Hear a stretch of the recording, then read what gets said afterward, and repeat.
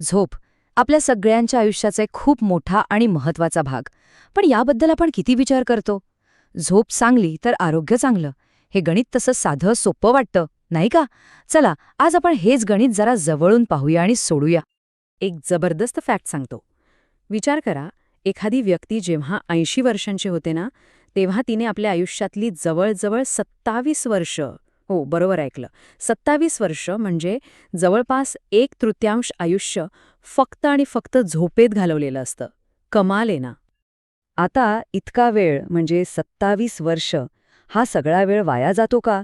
की आपलं शरीर नुसतं पडून राहतं आणि काहीच काम करत नाही? की आपला मेंदू खरं तर प्रत्येक रात्री एका सिक्रेट मिशनवर असतो?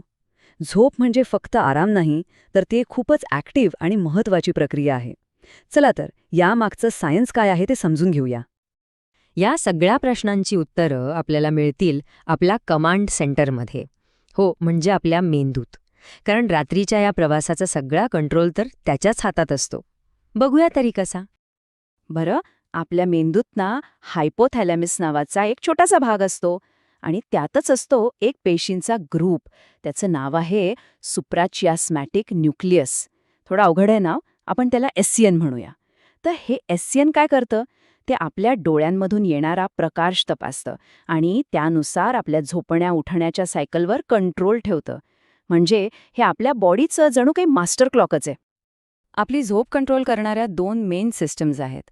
त्यातली पहिली आहे सर्काडियन रिदम. हे काय आहे? तर हे आहे आपल्या बॉडीचं स्वतःचं 24 तासांचं घड्याळ. हेच ठरवतं की आपल्याला साधारणपणे रात्री झोप काय येते आणि सकाळी जाग काय येते. सगळा खेळ दिवस आणि रात्रीच्या सायकलचा आहे. आणि दुसरी सिस्टम आहे होमिओस्टेसिस. याला आपण सोप्या भाषेत स्लीप प्रेशर म्हणू शकतो. म्हणजे कसं, आपण दिवसभर जितके जास्त वेळ जागे राहतो ना, तितका आपल्यावर झोपेचा दाब वाढत जातो. ही सिस्टम आपल्याला आठवण करून देत राहते की अरे, आता बॅटरी डाऊन होते, झोपेची गरज आहे.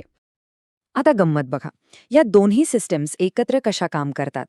सर्काडियन रिथम म्हणजे आपलं बॉडी क्लॉक. ते ठरवतं की झोपायची वेळ कोणती. आणि होमिओस्टॅसिस म्हणजे स्लीप प्रेशर. ते ठरवतं की झोपेची गरज किती आहे.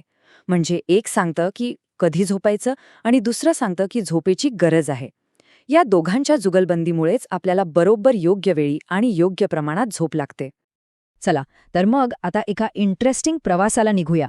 हा प्रवास आहे एका रात्रीचा, ज्यामध्ये आपण झोपेच्या वेगवेगळ्या टप्प्यांमधून जाणार आहोत. कारण प्रत्येक रात्री आपलं शरीर आणि आपला मेंदू या 5 टप्प्यांमधून प्रवास करत असतो. हा बघा आपल्या प्रवासाचा मॅप. आपण सुरुवात करणार आहोत अगदी हलक्या झोकेपासून. मग हळूहळू गाढ झोपेच्या खोल दरीत उतरणार आहोत आणि शेवटी पोचणार आहोत स्वप्नांच्या जगात. आपल्या प्रवासाची सुरुवात होते स्टेज 1 पासून. याला आपण झोपेचा प्रवेशद्वार म्हणू शकतो. माहितीये ना ती अवस्था, जेव्हा आपण पेंगायला लागतो, पण जरासा आवाज झाला की लगेच जाग येते? बस, तीच ही अवस्था. आपण जागेपणा आणि झोप यांच्या सीमारेषेवर असतो. ओके, आता आपण थोडं पुढे जातोय स्टेज 2 मध्ये. इथे आपलं शरीर आता गाढ झोपेसाठी तयारी सुरू करतं. डोळ्यांची हालचाल थांबते, हार्ट रेट स्लो होतो आणि बॉडी टेम्परेचर सुद्धा थोडंसं कमी होतं. सगळी तयारी सुरू आहे. आणि आता सुरू होते खरी घाळ झोप, तिसरा टप्पा. इथे आपल्या मेंदूत डेल्टा नावाच्या खूप स्लो पण पॉवरफुल ब्रेनवेव्स तयार होऊ लागतात. इंटरेस्टिंग गोष्ट म्हणजे काही जण जे झोपेत चालतात किंवा बोलतात ना, ते ह्याच स्टेजमध्ये होतं. आता आपण पोचलोय झोपेच्या सर्वात खोल भागात, स्टेज 4. ही आहे डीपेस्ट स्लीप. इथे मेंदूवर पूर्णपणे डेल्टा वेव्सचं राज्य असतं. आणि ही स्टेज खूप खूप महत्वाची आहे. कारण ह्याच अवस्थेत आपल्या शरीराची दुरुस्ती म्हणजे रिपेअरिंगचं काम चालतं. दिवसभराचा सगळा शारीरिक थकवा घालवण्यासाठी ही झोप गरजेची असते.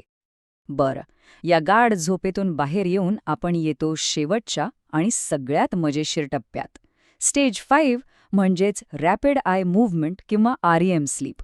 आणि हो, याच स्टेजमध्ये आपल्याला पडतात स्वप्न.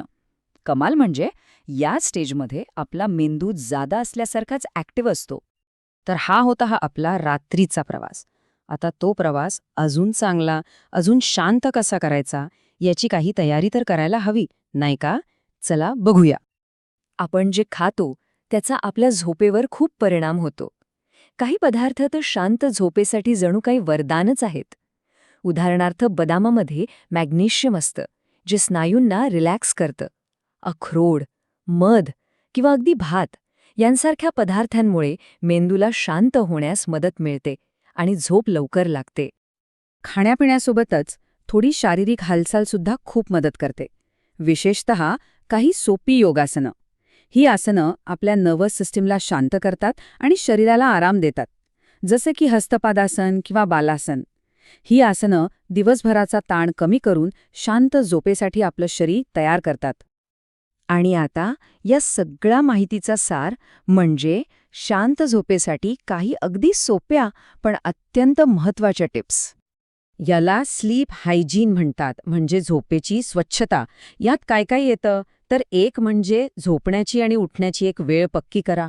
दुसरं, झोपण्यापूर्वी टीव्ही, मोबाईल हे सगळे स्क्रीन बंद. त्याऐवजी एखादं शांत संगीत ऐका. जेवण झोपण्याच्या किमान 2 तास आधी करा.